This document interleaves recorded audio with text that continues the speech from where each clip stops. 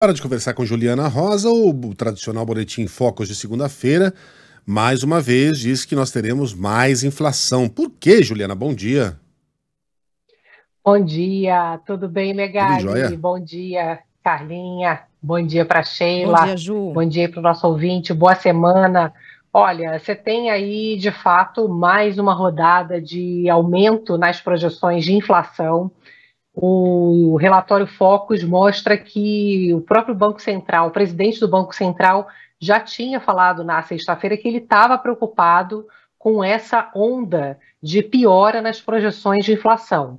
E agora, segunda-feira, sai mais uma pesquisa, que é aquela pesquisa semanal que o Banco Central faz com as instituições financeiras, com bancos, consultorias, mostrando que estão piorando as projeções de inflação. Aqui a previsão para a inflação desse ano, que é o IPCA, a previsão do índice oficial de inflação, aumenta de 3,8% para esse ano, agora está em 3,86%. Aumenta aqui de forma marginal, mas aumenta, importante, essa piora no sentimento, né, para o ano que vem também, de 3,74% para 3,75%.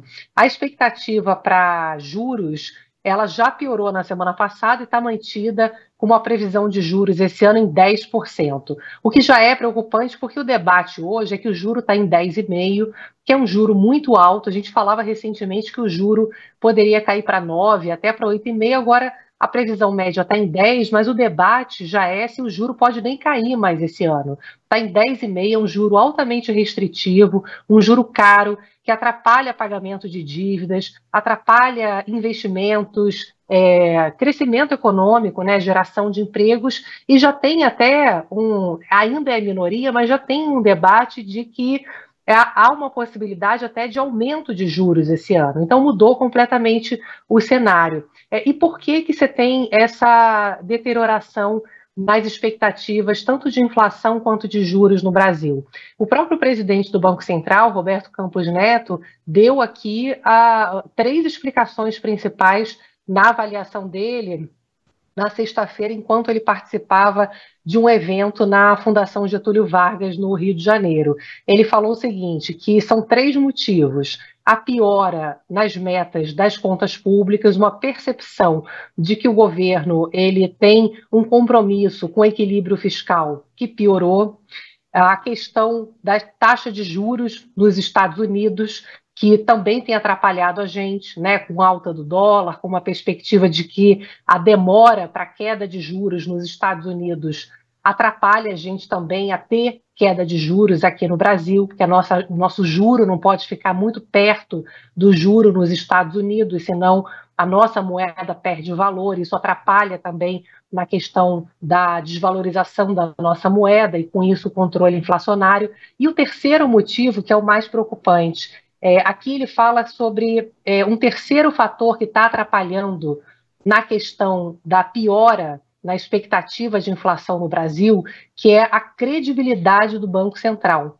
Ouvir isso do presidente do Banco Central é poder formalizar um sentimento que a gente já vê isso na prática no mercado financeiro.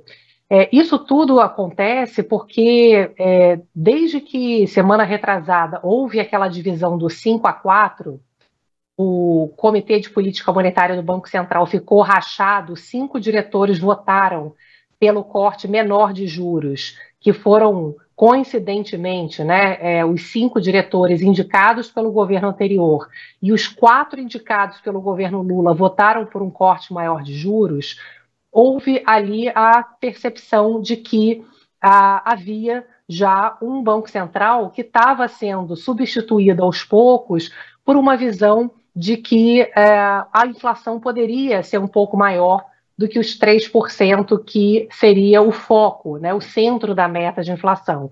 E aí, por mais que o ministro da Fazenda, Fernando Haddad, lembra, semana passada ele foi no Congresso e fez um discurso dizendo que havia um exagero, e até perguntei para muita gente no mercado financeiro, gente, não está tendo exagero, porque é juro de 10%, 10,5%, com uma inflação que ainda está aí na casa dos 3%, não está ali nos 3%, né, que é a meta, mas está em 3,5%, vai, não é uma inflação alta, né, para para parâmetros brasileiros. E aí, o que os analistas estão me dizendo é que a questão não é o número em si, né? O número ele é baixo, a questão é a confiança, que a gente fala tanto de economia, né? Quando você perde a confiança, você começa a achar que é um banco central que aos poucos vai sendo substituído e dentro de um panorama, Megali, Carla, Sheila, que eu acho que um bom resumo que eu senti conversando com muita gente é que um relacionamento nunca acaba por causa de um motivo só, né? Você tem uma série de fatores que vão sendo juntados, que é